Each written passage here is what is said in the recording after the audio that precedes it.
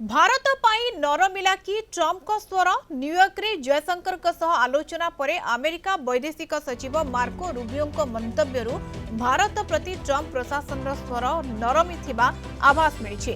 गतकाली भारत वैदेशिक मंत्री एस जयशंकर को सह विभिन्न प्रसंग में आलोचना करथिले मार्को रूबियो। यापरे से कहिसंती अमेरिका पाई भारत बेस गुरुत्वपूर्ण। अमेरिकार भारत गुरुत्वपूर्ण सहयोगी। भारत अमेरिका मध्य प्रतिरक्षा वाणिज्यिक शक्ति औषध एवं गुरुत्वपूर्ण खनिज क्षेत्र में संपर्क आहुरी मजबूत हेबो। यासह अमेरिका एवं भारत क्वाड माध्यम मुक्त एवं खोला इंडो पैसिफिक अंचल को प्रोत्साहन देबा पई एकत्र कार्य जारी रखिबो बोली कहिसंती अमेरिका वैदेशिक सचिव मार्को रूबियो।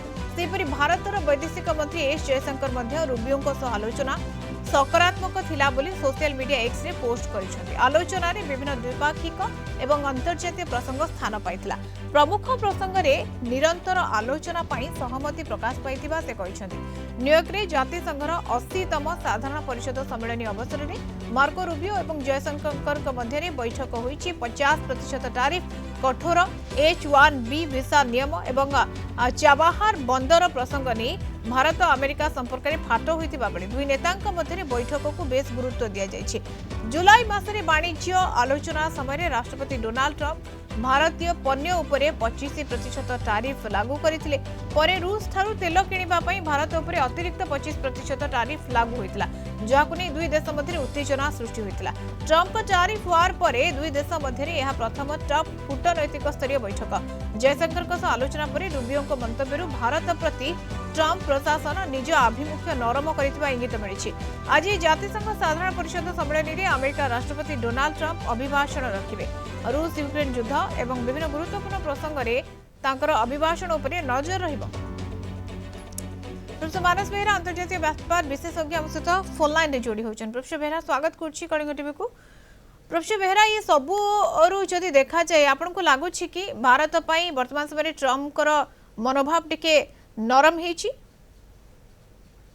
नरम हेछि बोली कहबो नै, कारण जेतले ता पूर्वरु से भारत मोदी तांकर बंधु भारत सहित संपर्क जरूरी एवं चाइना आड़ को पड़ौची ये सब कथा कहला पर पुणी H-1B वीसा रेट बढ़ेवा ता सहित समालोचना करबा अन्य माने एथे किसी परिवर्तन गोटे विराट हैला वाला जना पड़नी। ये जातिसंघ साधारण परिषद बैठक साइडलाइन ने मार्क रूबियो एवं जयशंकर कथबार्ता होती।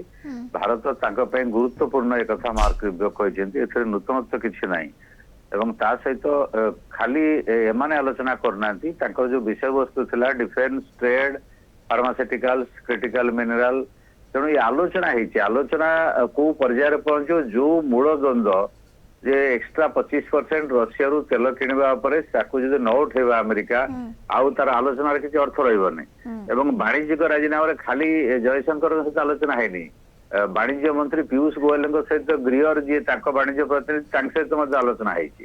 आलोचना आहरी फर्दर भी हम ये आलोचना चलो बर्तमान आलोचना भितर सीमित अच्छी किंतु गोटाए पॉजिटिव कथा है उभय आलोचना रे परस्पर सहित एंगेज अच्छी एवं भारतर आवश्यकता को अमेरिका तो निश्चित अनुभव करुच्ची कारण वर्तमान अमेरिका ठू दूरे गले भारत निश्चय अमेरिकार क्षति हम किंतु प्रश्न उठुची खाली ये वक्तव्य रखिकी जिन मार्क रूबियो कहले जे भारत आम बहुत गुरुत्वपूर्ण एणे भारत पर वाणिज्यिक आक्रमण करवा बा टिकस बिना जुक्ति बसेवा टैरिफ बसेवा यार किसी अर्थ हुए ना। बिल्कुल आपण जा कहउछथि वर्तमान समय टैरिफ हटू नाही किंतु आलोचना सकारात्मक रहिछि। जयशंकर जो भाव में पोस्ट मध्य करिसंति अर्थात अमेरिका अनुभव करुछि जे भारत केते गुरुत्वपूर्ण किंतु यह कथारे ही सीमित रहुछि काम रे हेउ नाही। बहुत बहुत धन्यवाद सर अधिक आलोचना पई प्रोफेसर मानस बेहरा अंतर्जातीय व्यापार विशेषज्ञ हम सहित जोड़ी होइथिले।